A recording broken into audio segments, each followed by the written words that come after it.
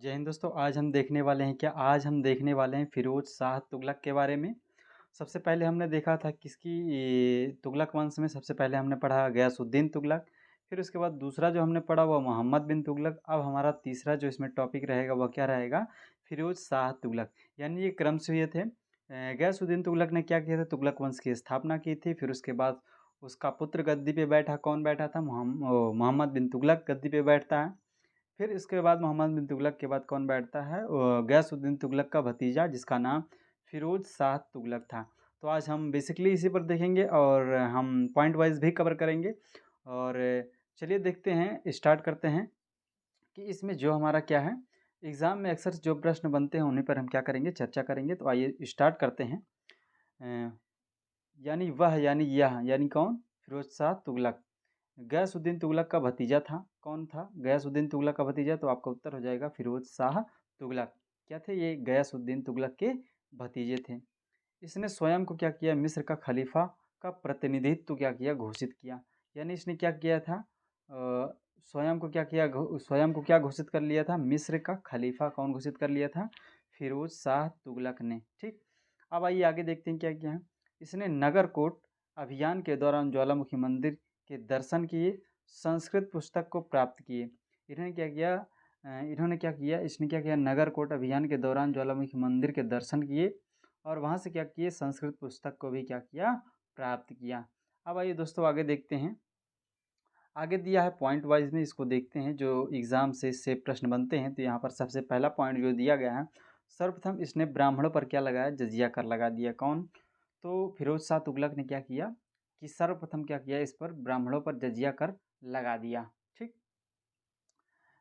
जो जजिया कर लगाया गया था वो गैर मुसलमानों पर लगाया गया था। ठीक, तो अगला पॉइंट इसमें क्या है, सेना में वंशवाद को बढ़ावा देना। सेना में वंशवाद को बढ़ावा देना यानी जो भी वंश के अगर हैं लोग, यानी जैसे मुस्लिम है तो मुस्लिम के वंश को क्या करते थे ये लोग, बढ़ावा देते थे। जैसे मुस्लिम के वंश का अगर है कोई सेना में तो उसका लड़का ही, उसका पुत्र ही, उसका पोता ही, तो यानी उसके ही खानदान से आएंगे। जो कहने का मतलब है कि वंशवाद, वंशानुगत को क्या करते थे ये लोग, बढ़ावा देते थे।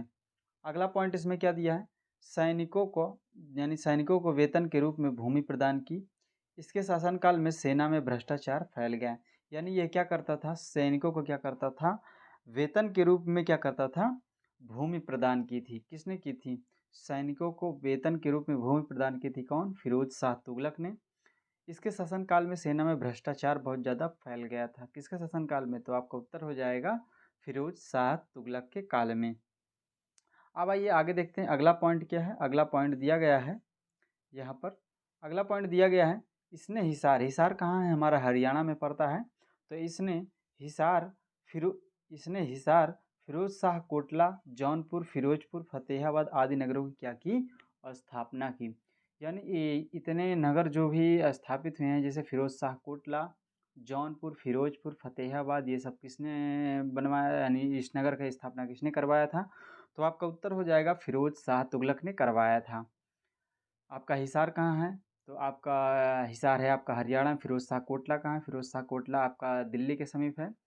और ये अपना जौनपुर कहाँ है, तो जौनपुर यूपी में, फिरोजपुर भी है, फतेहाबाद भी अपना यूपी में ही है। तो इन सब नगरों का क्या किया था इसने, फिरोज शाह तुगलक ने क्या किया था, स्थापना कराया था। अगला पॉइंट इसमें क्या है, और जौनपुर अपने जौना खां, जो जौना खां थे उनके नाम पर अपना इस नगर को, जौनपुर को क्या क्या किया था, जौना खां के नाम पर बसाया था। ठीक, अगला पॉइंट जो दिया है इसमें क्या दिया है, फिरोज शाह ने जौनपुर की स्थापना जौना खां के नाम पर की थी। जौना खां का यानी जौना खां फिरोज का चचेरा भाई था। हमने पहले ही बताया था कि फिरोज शाह तुगलक ने जौनपुर की जो स्थापना की थी वह अपने यानी कह सकते हैं कि अपने भाई के नाम से ही, यानी जो जौना खां था उसके नाम से ही क्या किया था, स्थापना करवाया था।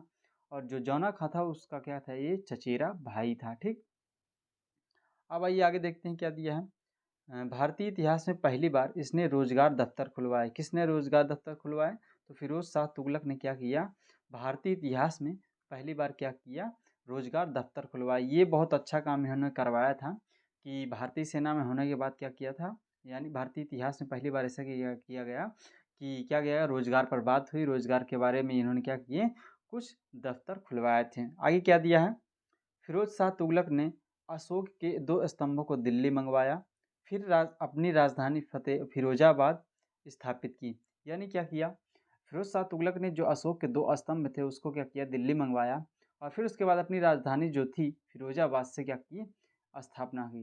यानी फिर अपनी राजधानी क्या की, फिरोजाबाद में स्थापित की। इससे पहले राजधानी कहाँ थी, तो इससे पहले राजधानी कहाँ थी, तो इससे पहले राजधानी आपका दिल्ली ही चलता था, फिर उसके बाद इसने ट्रांसफ़र किया, अपना क्या कर लिया, फिरोजाबाद ही कर लिया। इसमें जो स्तंभ लिया, मतलब दिल्ली से मंगाया था किसने, फिरोज़ शाह तुगलक ने। उसमें पहला स्तंभ जो था वह क्या है, दिल्ली मेरठ स्तंभ लेख, और दूसरा जो था दिल्ली टोपरा स्तंभ लेख। यह स्तंभ लेख अक्सर से पूछे जाते हैं कि दिल्ली मेरठ स्तंभ लेख और दिल्ली टोपरा स्तंभ लेख यह कहाँ से कहाँ के लिए मंगवाए गए थे, तो आपका उत्तर हो जाएगा कि फिरोज़ शाह तुगलक ने कहाँ मंगवाया था, दिल्ली मंगवाया था। ठीक, अब आइए आगे देखते हैं, आगे क्या दिया हुआ है। आगे अगला पॉइंट में दिया हुआ है, यहाँ इसको थोड़ा नीचे कर लेते हैं। यहाँ पर अगला पॉइंट में जो दिया गया है वह दिया गया है, फिरोज तुगलक ने एक नया कर लगाया था। यानी फिरोज तुगलक ने क्या किया, एक नया कर भी चालू कर दिया जो सिंचाई कर था।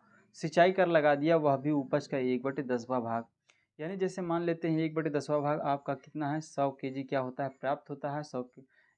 1 बीघा या 10 बिस्सा में मान लेते हैं, 10 बिस्सा में मान लेते हैं 100 किलो प्राप्त हुआ, तो उसका क्या हो जाएगा, 1/10वां भाग। यानी इसका क्या होगा, 10 से भाग दे देंगे तो कितना बचेगा, 10। यानी 100 किलो में क्या करेगा, वह 10 किलो क्या कर लेगा, रख लेगा। 100 किलो में क्या करेगा, 10 किलो क्या कर लेगा, रख लेगा। कौन, फिरोज शाह तुगलक ऐसा करता था। ठीक, अब आइए आगे देखते हैं, आगे क्या दिया है, अगला पॉइंट दिया है, फिरोज तुगलक ने 5 बड़ी नहरों का निर्माण करवाया। ये तो बहुत अच्छी बात है कि नहरों का निर्माण कराने से हमारा क्या होता है कि कृषि विकास हेतु के लिए, यानी कृषि क्षेत्र में क्या होता है, ज़्यादा से ज़्यादा उत्पादन होता है। क्योंकि नहरों के माध्यम से क्या होता है, खेतों में सिंचाई प्रॉपर हो जाती है और अच्छी तरीके से कंटिन्यू हमारा नहरों में पानी भी उपलब्ध रहता है। तो इस वजह से क्या होता है, कृषि क्षेत्र में क्या होता है, बढ़ावा देता है, कह सकते हैं विकास के लिए उन्होंने अच्छा काम किया था। राज्य व्यवस्था के अंतर्गत फिरोज ने अपने शासनकाल में 24 कष्टदायक करों को क्या किया, समाप्त किया। आपने क्या किया, फिरोज शाह तुगलक ने अपने शासनकाल के दौरान जो 24 कष्टदायक कर थे उनको समाप्त कर केवल क्या किया, 4 कर को लगाया। केवल कितने कर लगाए, कितने, 4 कर। 24 कष्टदायक करों को क्या किया, समाप्त कर दिया और मात्र कितने, 4 कर को क्या किया, इसने लगाया। वह 4 कर कौन कौन से, तो पहला जो कर है वह कौन सा है, पहला कर जो यहाँ पर दिखाया गया है वह कौन है, खराज कर।